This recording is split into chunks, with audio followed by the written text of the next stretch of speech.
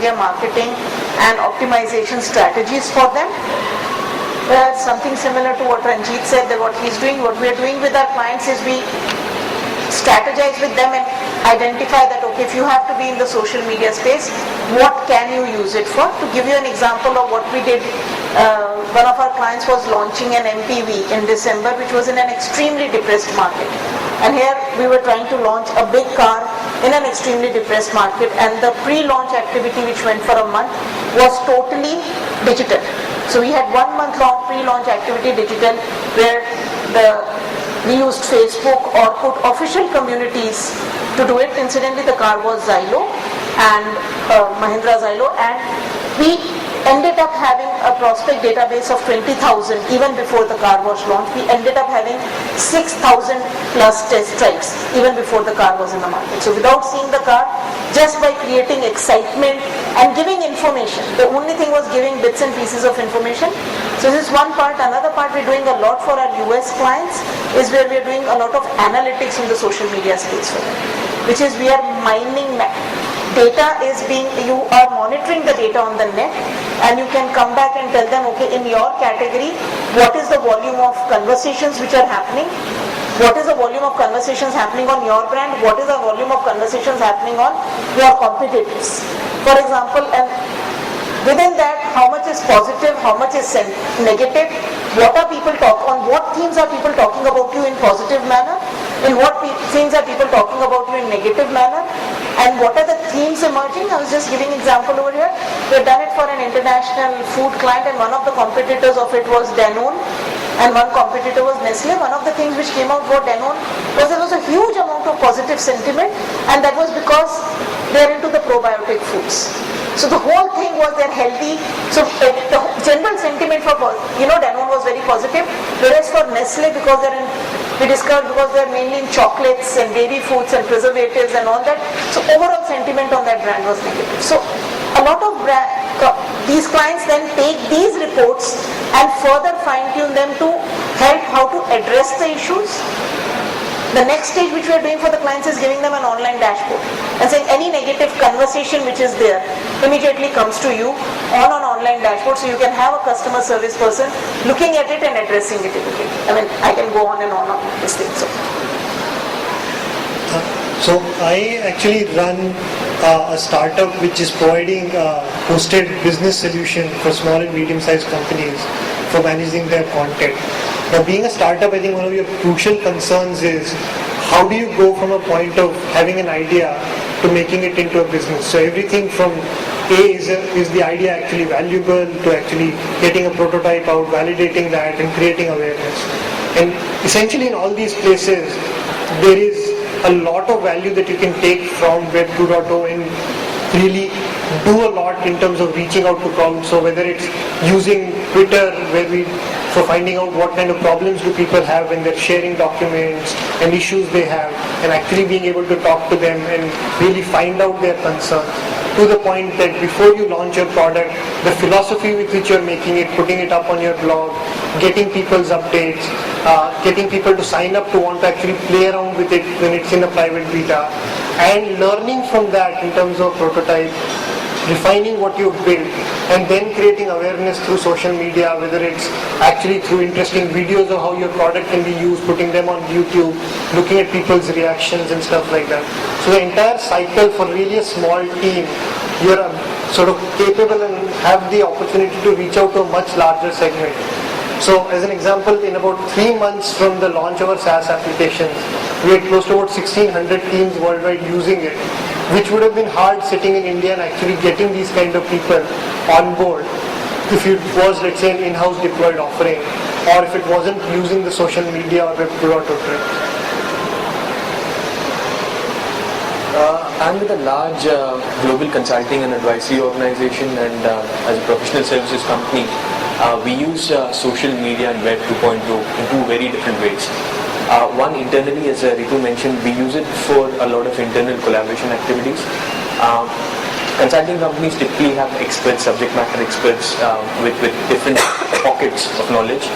And we use Web 2.0 and no bespoke solution, but we use external solutions like LinkedIn to actually structure these pockets of information. If I want to find someone with a particular expertise, I typically use LinkedIn rather than any internal sources. That's one side of the story. And externally, we are a analyst and consulting organization, and we often attend conferences. We have a large client-facing dimension to our business, and it's extremely important for us to be able to communicate with these clients in a real-time manner. Now, we can set up meetings, we can set up conference calls, but the best way for us to interact with a very large client base is services like microblogging, so we Twitter a lot.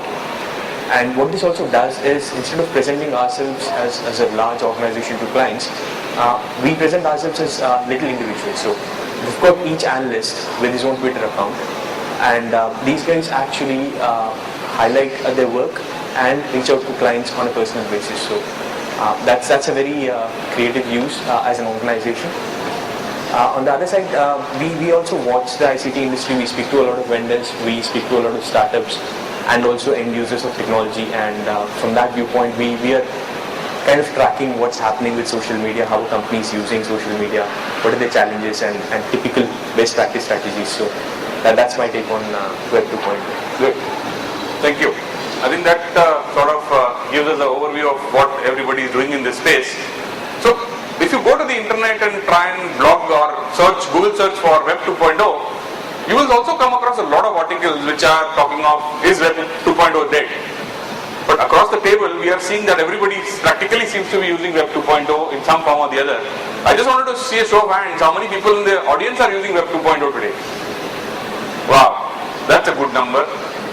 So, then do we really believe that Web 2.0 is dead or going to die? Or do we see that there is something more to a Web 2.0 that is definitely out there or coming in a new form? What does our panel have to say? So, I believe it's definitely not dead or on the verge of dying. In fact, it's alive and kicking. So if you were to take the example of a human being, I think the Web 2.0 is in its teenage years and still has a lot of time to go before we can say it's dead. It's the teenagers who use the internet more than anybody, and I think Ritu will probably give us a story, some of their, Ritu, if you can share some of those. It's like I was telling them that I was talking to my son who's 19 and his friend yesterday night, and I was trying to basically tell them, listen, I'm going to talk to what is your concept of Web 2.0, and so the whole thing is, yes, and what does Facebook mean to you? The reaction was, we can't live without it, and interestingly what came out was that Twitter seemed to be the new thing. I mean, it was the thing to be, and you couldn't probably find anything better than Twitter. I spent a good 20 minutes hearing about what is great about it, right from how it is prosumer based, and then very nicely it was, look, do you know what prosumer means? It's basically you're a producer and a consumer on the same thing, and the fact that how each one of them is using it and they can't live without it. It helps them keep track with friends, it helps them share their work, and how they're using slide shares to showcase their projects to their friends and everything. Despite my doing all this, in 20 minutes I must have probed both of them for 15 minutes asking, what is the one negative that you can find in it? And I couldn't get anyone to say. So let's ask that same question to the other panelists. Yes. So, what are the negative on Web 2.0? I wouldn't call it as a negative. I mean, I think it's what definitely needs to be used, and I think it's what more people are going to use it. But certain things that people have to be aware of is when they try to access Web 2.0 sites, they are probably susceptible to security risks, because inadvertently they might download something which they are not aware of. And especially as Ritu was mentioning, it's the younger community who's actually dealing with it predominantly, and they probably are not aware in terms of how the machines are infected. Second comes the legal liability risks. Inadvertently they get to download maybe some copyrighted material or stuff that they're not supposed to download. And the most important thing is data loss. So since these sites allow, or Web 2.0 sites allow user-generated content, attackers are now focusing on these sites to put some data stealing codes and make users inadvertently send some critical information. So these are the things that probably people and organizations have to be aware of.